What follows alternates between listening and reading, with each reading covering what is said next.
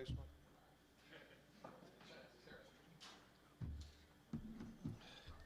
I'm a company man. I mean, if it's product placement, otherwise I'm not thirsty.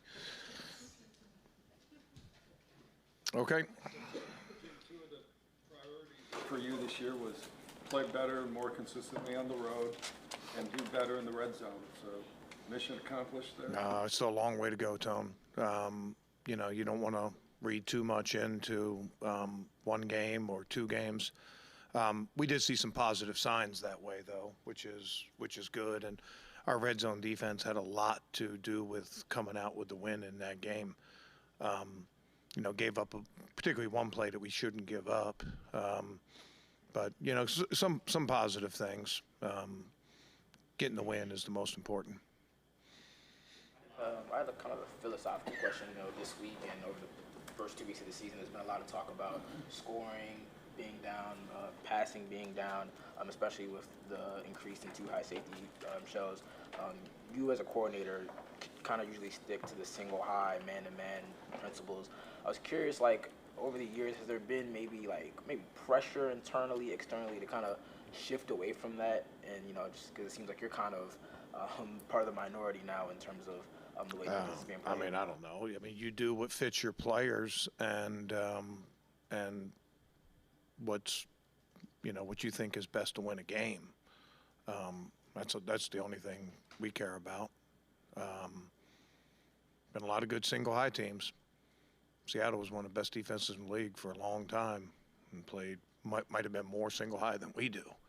So, but it fit them really well. Their guys knew it, and they played hard.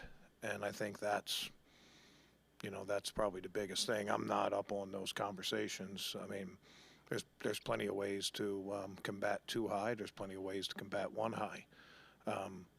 Tampa was one of the best defenses in the league, played a lot of two high.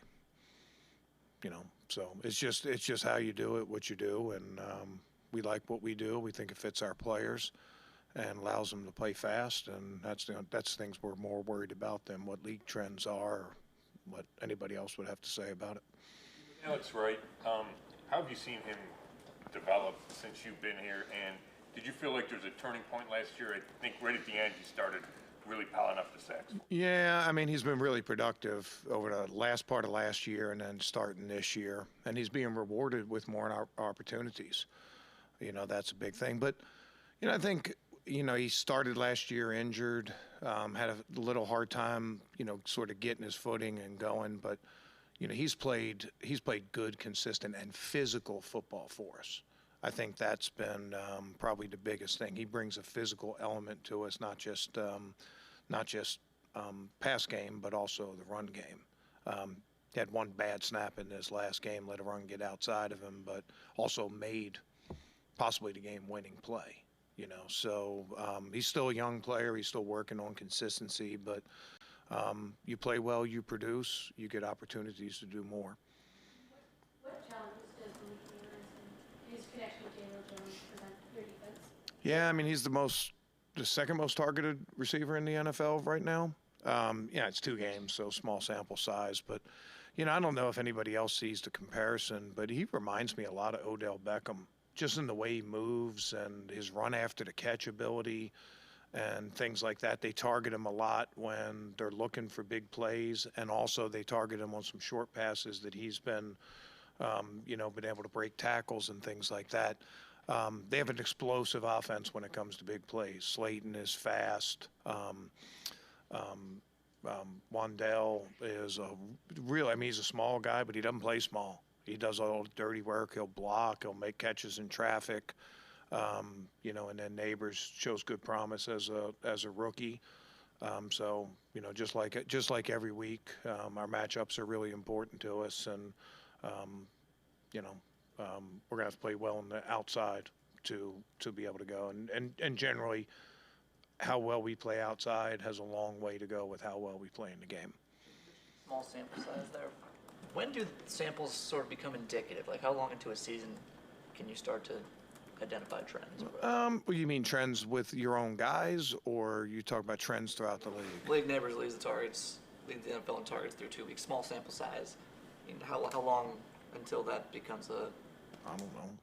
You have to ask our statistical. I mean, we played 2 games this year, so I mean, it's hard to, you know, I mean, there's a lot of things in the NFL that can look good or look bad in 2 games. What we're really just concentrating on is trying to address our inefficiencies.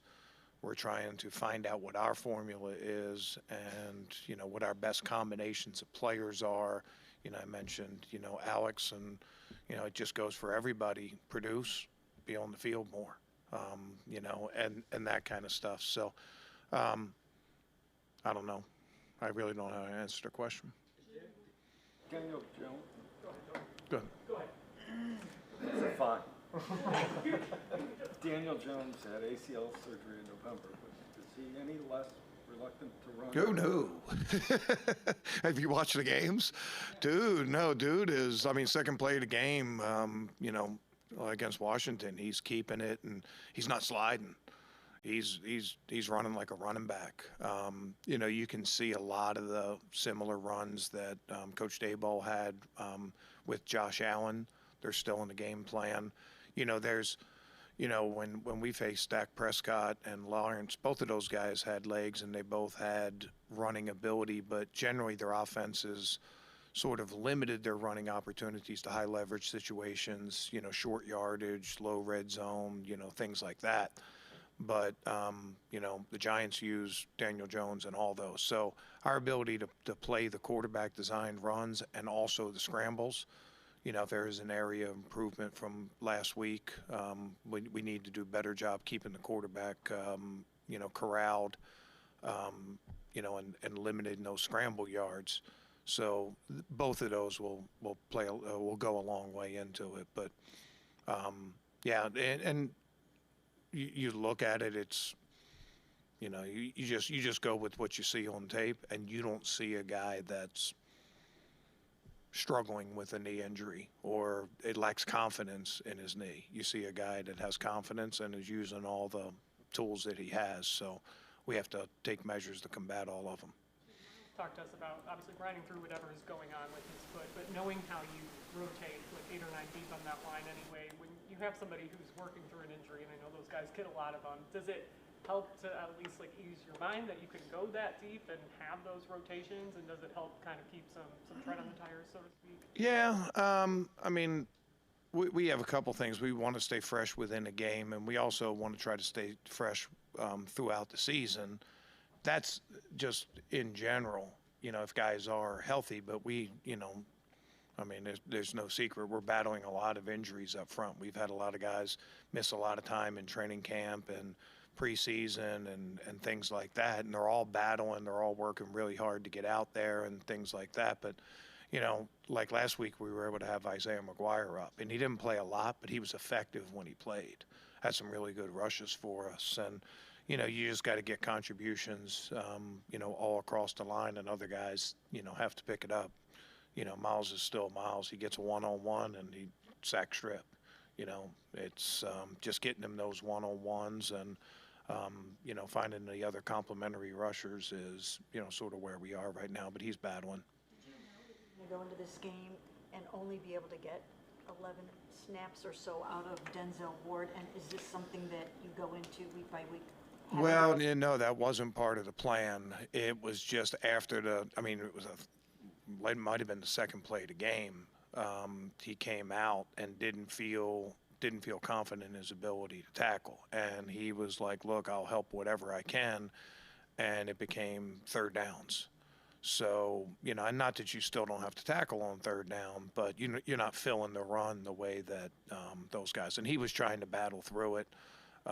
You know, he's dealt with things like that before. I was proud of him just contributing in any way. He started off really well. I mean, had the PBU, and they tried to double move him, and he just covered that thing about as good as you can cover it. You know, so hopefully he's trending the right way. But yeah, that was I don't want to say unexpected, but it wasn't the plan wasn't to do that. That was an adjustment within the game, just trying to find you know, what role he could accomplish in the game. Kind of couple opportunities at turnovers that end up going your guys' way.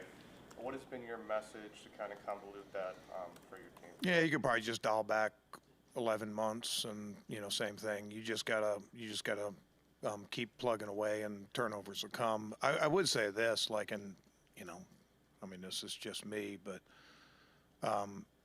and we don't have any right now, but statistically a fourth down stop is a turnover, right? It's a quote turnover on downs, but, you don't get credit for it. Like, what's the difference between, getting a sack on fourth down and getting the ball right there, or getting a fumble on fourth down and getting the ball right there? The fumble goes as a turnover and the sack doesn't. It's just what, the safety, right? Not only do we score, but we get the ball back.